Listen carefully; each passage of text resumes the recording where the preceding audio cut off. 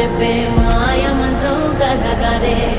చంటోళ్లను భయపెట్టే భూచోడి కథ కదే తాత ముత్తాతమ్మల భూతాల కథ కదే